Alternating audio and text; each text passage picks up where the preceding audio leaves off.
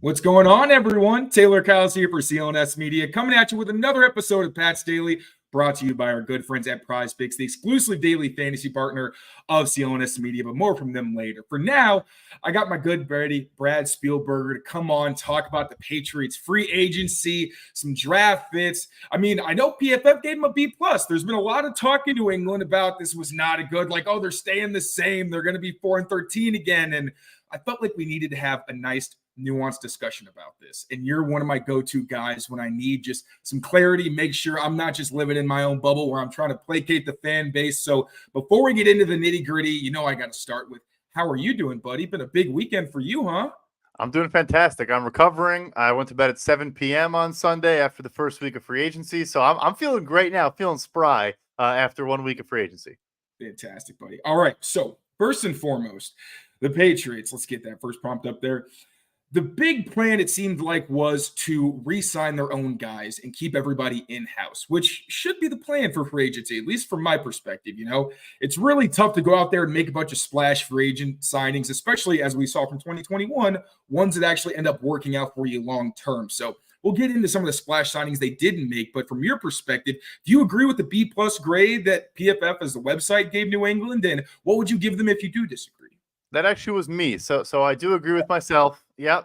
So, yeah. So, look, I get, the expectation maybe of this would mirror 2021 more so than other Patriots years, where obviously the year they draft Mac Jones, make a bunch of big signings. And I really don't think that was that bad. That included Matthew Judon, Hunter Henry, who's still here, and a bunch of other players that, had roles and contributed, Jalen Mills, etc. So that wasn't the worst approach ever, but like you also saw at the same time, you can't fix a team or build out a competitive team only via free agency, which obviously the Patriots have said forever and done forever. I thought they would do more. I do think they have been in on a lot of conversations and they just haven't gotten to the finish line.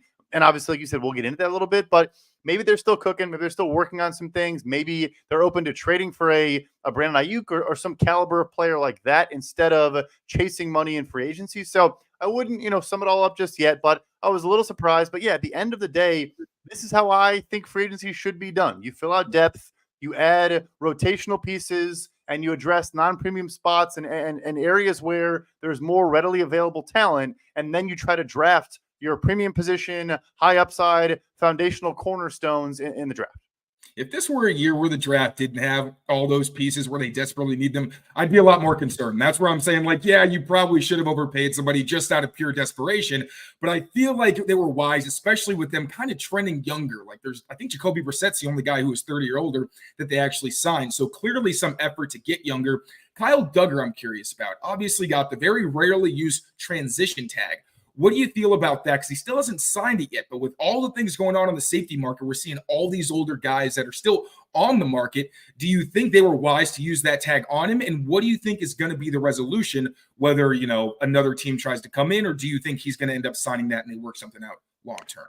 Yeah, so real quick to the first point, they've been one of the older rosters in the league for a while now, which, again, when you have Tom Brady, it makes sense. I think it was smart to get younger, faster, more physical. So the Duggar thing is interesting. I think you could look at it from both perspectives. You could say maybe it wasn't necessary from the Patriots side. They probably could have gotten something done. But honestly, you could also say outside of Xavier McKinney, who I think was in a tier of his own, no one else at safety has done all that well. Cam Curl did not do well. All the other, those next names up at safety, and that does tend to happen. I did think the big trio of Curl, McKinney, and Duggar. Winfield's going to do very well for sure. But and Duggar would do well, and the rest would kind of be like, as always, like there's just too much supply available. It brings down the prices, and that has been the story to a degree. You mentioned there's guys like Justin Simmons that are still unsigned that are very, very good players still. So I do think at this point, like, I wonder if an offer sheet even happens. They generally don't happen for a while because teams are focused on adding free agents. They don't want to tie up their front office, signing an offer sheet that might just get matched, and it's a waste of their time. Eventually, I think we will get there. But I think New England probably feels good about, okay, no team's going to come in and sign him to this offer sheet that's so outside of what we expect for the player, especially if these holes keep getting addressed in the free agent market right now. So I think at the end of the day, it's going to work out for them. I wonder at the same time, does Duggar say, okay, I'll just play on the tag? Like, I'll just play at that number because he might not get offers that he likes. It's kind of a cat and mouse game. I think at the end of the day, they will sign an extension. I think probably below the tag number in terms of average annual value. And I think the Wings chalk it up as a bit of a win. And if he does play on the tag, do you think it's because he's probably going to end up signing for less? Because he's an older player. So even if he has a great season, it's unlikely he's going to get any kind of long-term deal for a lot of money. So do you think it's possible where he's just like, hey, this is a good chunk of change. I will, try to stick around, but this is good money? Or bottom line, do you think, it's probably more likely that they get something worked out? I would say this. If I was his reps, I'd be pushing him pretty hard to sign a deal. As long as it was a decent contract. And I have to imagine, look, I know the Patriots are one of the hardest negotiators in the entire NFL. Maybe there's some new people doing that now with the new regime, but obviously there's been a lot of the same as well. Elliott Wolf had spent time there before bouncing around, stuff like that. So I know it's the new Wolf tree and they're doing things differently, but when you do place that tag, I think to a degree, it kind of marks, okay, that we have a floor that we're comfortable at least touching. And I think it's going to be a solid deal at the safety position. So, yeah, 28-year-old safety in these free agent markets, if he says, you know what, I'm going to play on the tag and bet on myself, he gets hurt. He gets on a one-year flyer for $5 million, actually. Like, that is the reality of the position. So, if I'm him and I'm his reps, if they make a fair offer, I'd probably take it. Absolutely. All right, so turning the page to where the criticism really lies. All right, Calvin Ridley obviously signed a pretty good deal with the Tennessee Titans. Again, with the Patriots going younger, I understood it's a 4-year deal. I don't know, probably the money might have been similar, but I don't know if longevity was similar necessarily. So from your perspective, with the depth chart where it is, they did sign KJ Osborne. So, that at least gives you another veteran presence in that wide receiver room with Kendrick Bourne. Obviously, Demario Douglas probably slated for a pretty big role. But do you still think they should have made more of a push for Ridley? And are there any other guys you thought that it was kind of odd they didn't go after? Like for me, the one guy outside of Calvin Ridley who I was like, I think he maybe should have made some kind of push. We don't know if they did or not, was Jonah Williams, because the offensive tackle depth, I like Chuks Okorafor. I think Jonah Williams is more well-rounded, would have given them a little bit of extra depth where they don't necessarily have to spend an early pick on at tackle. Maybe wait on like a Javon Foster or Travis Glover. What do you think about who they didn't get in free agency? Yeah, look, I think the Ridley deal got kind of crazy. Like, the guy is 29, going to be 30 years old soon, $50 million guaranteed dollars, 4 years, $92 million, like you said. We'll see what happens. He is fresh, and I know his press conference is pretty funny. Talking about like he's really 25. He took 2 years off, and he's feeling good. But like those type of deals, and again, we'll see. But like that's the Kenny Galladay. Like it's given Kenny Galladay vibes. Like, I'll be honest. So I get why Tennessee just stepped up and said, we have Will Levis. We're trying to surround him with more supporting cast. Let's just make a splash. I would not have gone to that number at all. I think 20 for me would have been like probably a ceiling in terms of an average annual value. So, yeah, no, I don't blame them for that one. I do agree with you, though. They probably should have been in the mix on some other players. I guess they already have some slot types, which makes it tough, right? Because, like, I like the Curtis Samuel deal. Like, I liked a lot of contracts that came in, but I don't know if it's what they need. Like, there aren't really a lot of, like, big-body, like, X-type players available, especially once you move on from Devontae Parker. Like, Gabe Davis's contract, I think, was pretty strong. Speaking of Jacksonville, I'm probably not chasing that number either.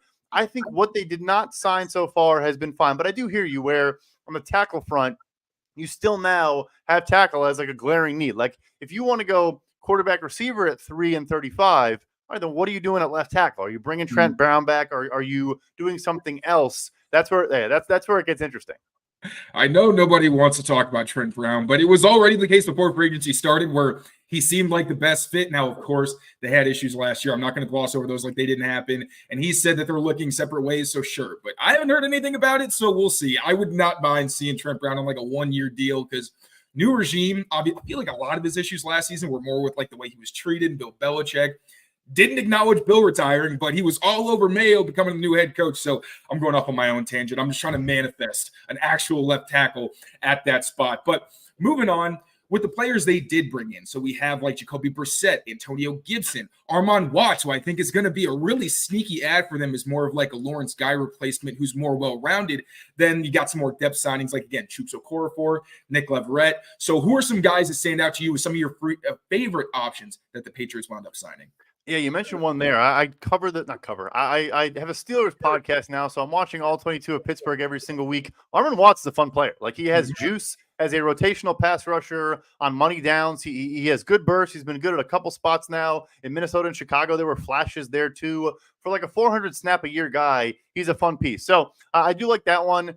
I actually do like, speaking of the Steelers, I like the Chuck Okorafor deal as well. His release from Pittsburgh, whatever, it was bizarre. Like, he got benched for apparently saying something to the coaching staff or complaining or whatever, and just never played again. And they obviously had the first round pick in Broderick Jones, who they put at right tackle, but their left tackle situation was kind of a disaster last year, has been for a couple years. So I don't know what happened there, but he's a solid starting caliber right tackle. Is he Jonah Williams? No, but he's a fine player.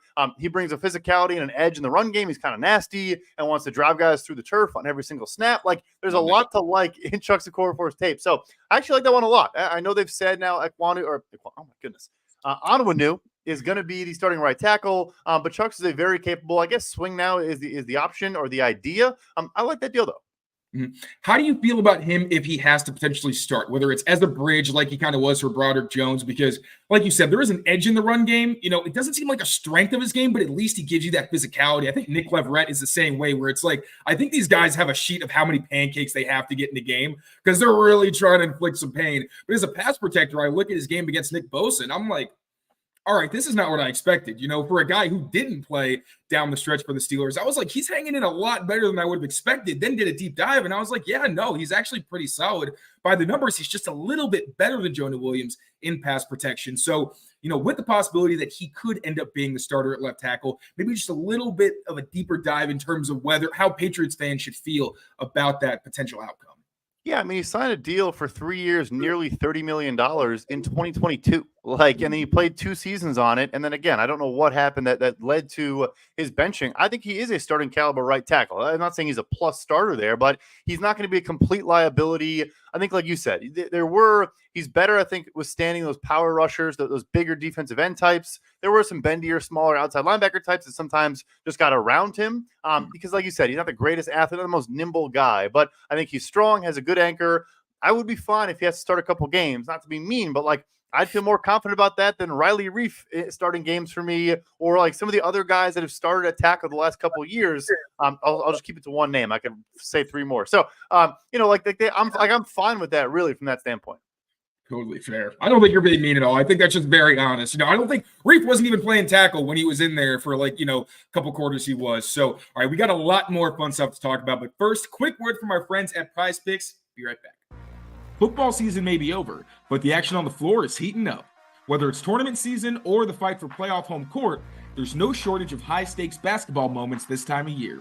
Get in on the excitement with PrizePicks, America's #1 fantasy sports app, where you can turn your hoops knowledge into serious cash. Want to play alongside some of PrizePicks' favorite players like Meek Mill and Sugar Sean O'Malley? You can now find community plays under the promos tab of the app to view entries from some of the biggest names in the PrizePicks community each week. PrizePicks even offers injury insurance so that your entries stay in play even if one of your players gets injured.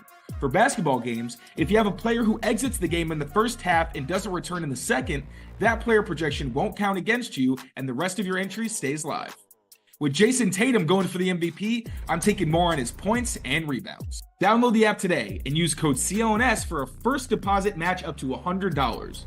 That's code CLNS for a first deposit match up to $100. PrizePicks. Pick more, pick less. It's that easy. So I see someone in the chat brought up Sione Takitaki. Now, you got the AFC North tape and everything, so I'm not sure if you have a really robust opinion on him, but one guy that Elliott Wolf was very fond of when they drafted him back with the Browns. So do you have any thoughts on that signing and what he could potentially do for New England? This was my one underrated move. You gave me the rundown. Okay. You know what? Here we go. Let's bring it up. It all lines up perfectly. It all lines up great with the chat. So look, he had some injuries. That's why he stayed off the field. And the Browns obviously run a lot of 4-2-5, kind of similar to the Patriots, where they don't play a lot of backers. But he's a fun player. He got better, I think, over time in coverage, more just spot dropping and just knowing where to be. He's not the greatest athlete in the world, but is now, I think, sound, knows where he's supposed to be, and can make plays on the ball when he's near him. And then he's fun coming forward. He's aggressive. He can take on and shed blocks. He's a fun player. I think it's an underrated move. I think he'll be one of those kind of fan favorite Patriot types that just makes a couple splash plays, some tackles for loss in key moments. Yeah, he gives me a lot of Jelani Tavai vibes, where I think Jelani's a little more explosive, but again, they got that adjuster kind of skill set where they can knock down on the line of scrimmage base.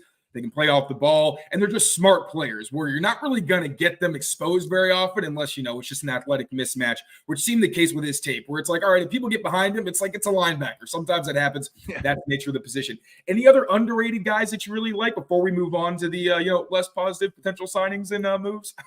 I mean, I think at this point, it's more we're looking at like the returns and some of the great values. I don't know if we want to touch on that a little bit, but like obviously everyone was shocked that Josh Uche signed the deal he did. I know there was the reporting that he could have signed a 2-year 15 with 11 guaranteed, I think was the report from Tom Pelissero, which, by the way, tangent, like we hear every single offseason that guys could have signed better deals elsewhere. I don't think I've ever seen the actual contract offer get put out in the report. So anyway, that was interesting. But like that one and Anthony Jennings, two guys we talked about at length. I think both guys signed not bad deals for the player, maybe Uche, but Jennings I think was a good deal for all parties. But I love it for New England. Just bring back a guy who fits a role, 3-year term at $4 million per. I think it's a great signing for the Patriots. All right, so we have to be well rounded. So I got to ask, what were your least favorite moves from the Patriots for agency so far? Yeah, so we talked about this pre-show with the caveat of I don't dislike the player in any way, shape, or form. Frankly, I love the player, and I love him so much that he should have been extended before, and that's Michael Onwenu, where I just think the Patriots, they waited this thing out so long. We knew he was a stud. They move him all around. He's changing his position every single week, and I get teams do that, best five, all of that, but and then at the end of the day, he gets a 3-year deal, which is great because the guard market had always been 4 or 5-year deals. When Kevin Dotson got his 3, Onwenu, who represented himself, and shout out to him because he killed it, he also then has that notch in his belt. Okay, now I'm asking for a 3-year deal because that's now a standard in some way at the guard market. Jonah Jackson did the same thing with the Rams as well, a 3-year term. So now I'm going to knock down a year off the deal. And then 3 years, 57, to me, was the best contract any offensive lineman has signed so far. Everyone's going to say, well, Robert Hunt got 5 years, 100.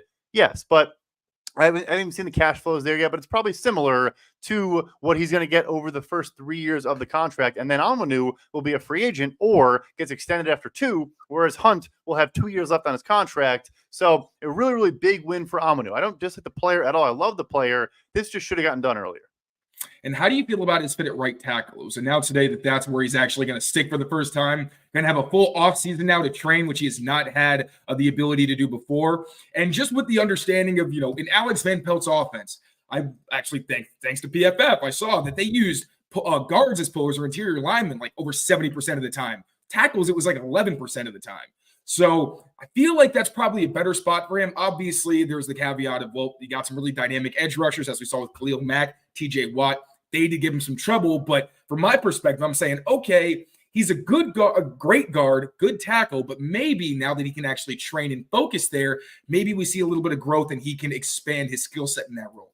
Yeah, I view it the same way. I think, look, his pressure allowed rates at right tackle for us are like top 5 in the NFL when, obviously you got to mess with the sample sizes and the weeks for it because, but still like are way, way up there. And that is the thing. It may have been the personnel in Cleveland. You mentioned the defensive ends they're going against. I also think like Jack Conklin is not a guy you would do a bunch of pull lead with. Like he's a good pass protector. You want those guards they have, 2 incredible guards in Bitonio and Teller on the move. So it could have been personnel wise, but maybe it is also an Alex Van Pelt. Like it's specific to what he wants to do. I think they should have put him at right tackle and kept him there a while ago. Yeah. Any thoughts on the guard situation? Seems now like Cole Strange and City Sill are going to be the starters there. I know that you guys had Cole Strange graded pretty well in his last month of play once he finally got healthy because the poor guy missed all the summer. And I know even Bill Belichick said the same thing. He's like, yeah, no, Cole's really coming on before obviously the second injury that he suffered. And City So had some games where it was kind of back and forth where he's like dominant in pass pro this week, and then he's not as good, but he's really good as a run blocker. So how do you feel about that pairing potentially being like the duo going forward? Yeah, Strange really was starting to put it all together, and I think you saw what they envisioned from jump. So hopefully if he gets healthy, he can step in and be that left guard. And then, so I should watch more tape. I'm not going to sit here and say I've watched a bunch of City So, but I did see a couple run blocks that, again, like what we're just talking about, where he's a big dude, but you get him on the move a little bit with a head of steam. Had some like John Simpson vibes to me a little bit when I watched some of it. So who was one of my darlings of free agency, who I just love watching him run block. But yeah, like it's early. There's still growth and development. That first offseason is so massive too. Like, this, like the jump you can take when you are adjusted to the NFL lifestyle, the NFL game, the NFL speed, all of it, your body composition, everything is better. I think there's reason for optimism for both guys. I had a chance to talk to City actually about that. Like, how do you feel the season went for you? He's like, yeah, I thought I did pretty well considering I was playing tackle all summer and like the beginning of the year. So I'll be looking forward to seeing kind of like Mike and Winnie what he's able to do once he gets an entire offseason in summer to really play the position where they're going to envision him at. Now, as we mentioned, offensive tackle, left tackle specifically, not looking great. Now, Chooks, may be solid. Don't really want him being the guy.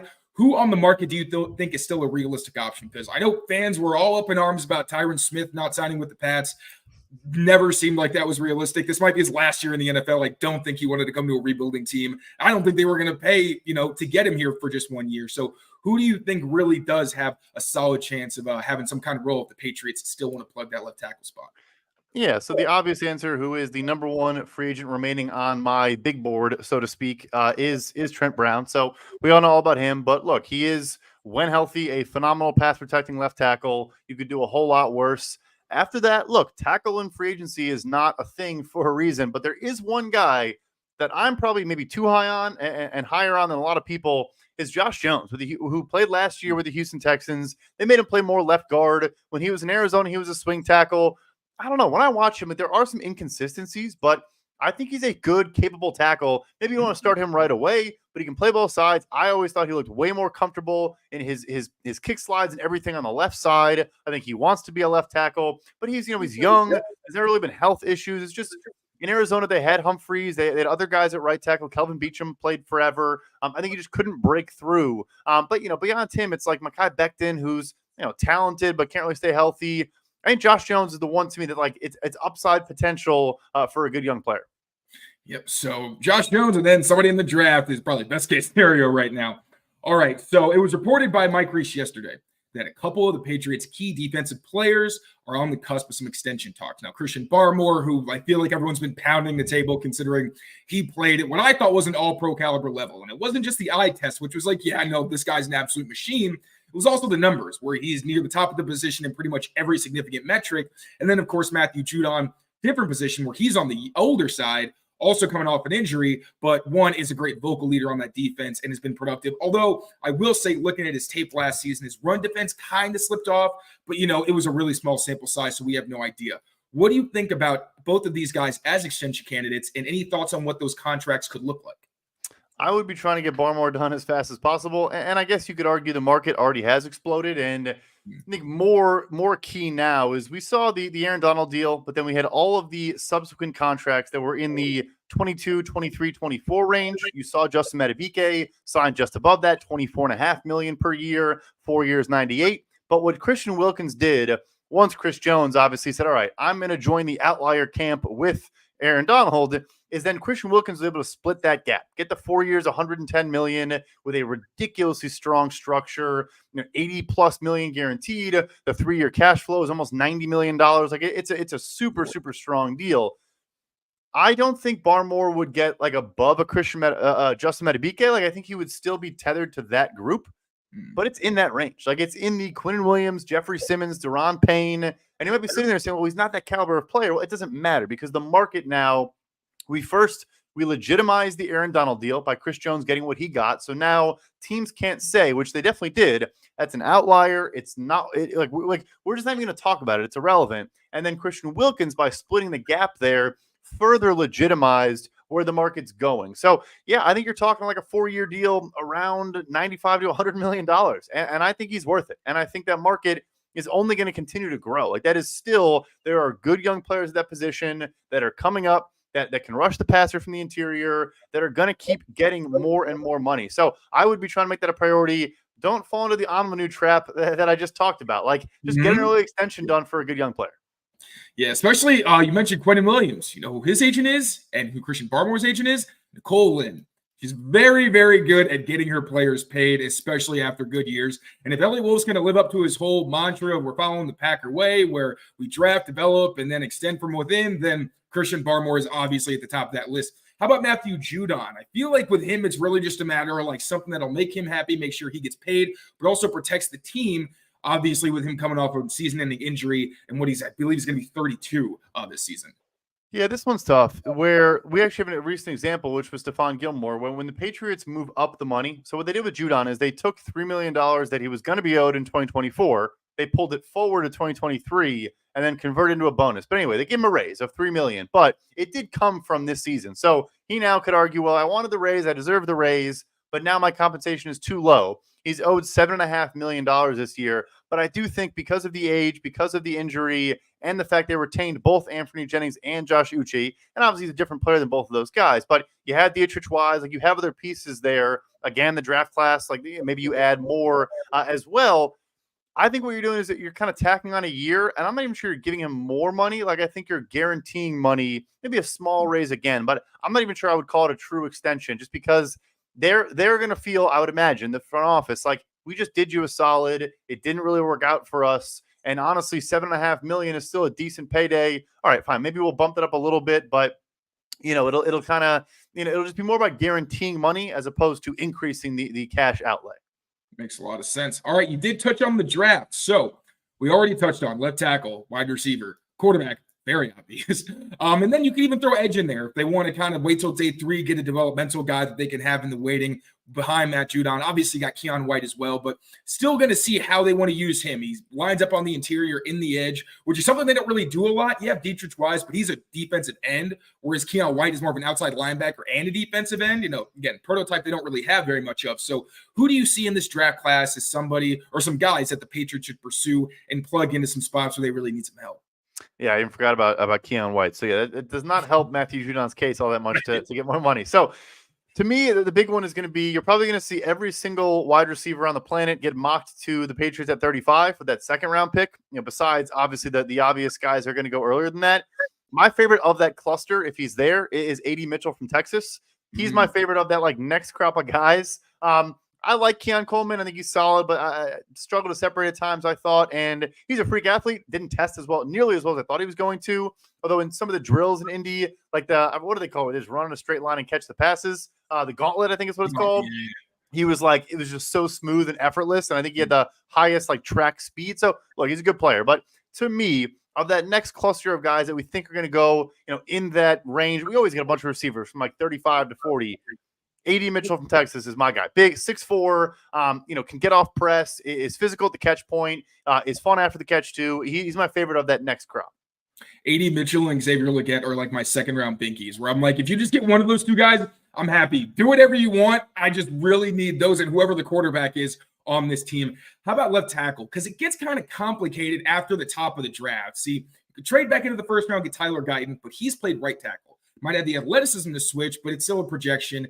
Then you're looking at Kingsley Suamatea and Kieran Amegaji. Oh my gosh, I hope I'm saying that right. That's a tough one. And then it's kind of a gap where it's a lot of right tackles. And then it's okay, if you really want to wait, you really trust Scott Peters, new offensive line coach, maybe you wait on a Javon Foster or a Travis Glover. So who in that kind of left tackle group and different ranges do you really like as potential fits?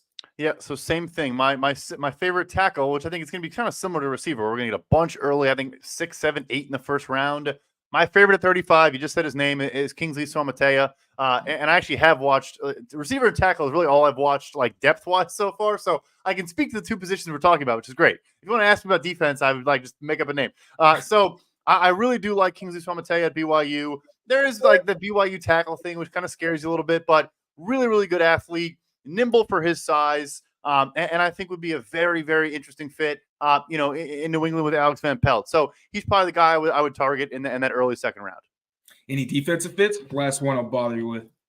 Yeah, like I said, I don't come. I refuse to. I will watch the draft. I'm going to try to get 200 players, 250 players this year. Mm-hmm. Right now, I'm at 45 dudes, if I'm being honest. So, there's defensive players I like 35 though. Yeah, see, it's just bad television. Next time, we'll get there. Just an excuse to have you back on. I'm cool with that. We'll get you back when get a little more of these guys under your belt. Brad, thank you so much, buddy. Always a pleasure. Please let the people know where they can find you and what fantastic stuff you got coming down the pipe. Of course. Thanks for having me as always. You can follow me on Twitter at PFF_Brad and on PFF.com. Look, Chase Young just signed a contract as we spoke. So we're still covering free agency. He's going to the Saints. Yeah, not a Patriot, going to the New Orleans Saints. But I was hey, you have work to do. You have an article to write. But no, so we're still covering free agency. It's not done. I think some trades are going to continue to happen. So stay plugged on PFF. Thank you so much, buddy. And thank you all for watching as always. Now take care of yourselves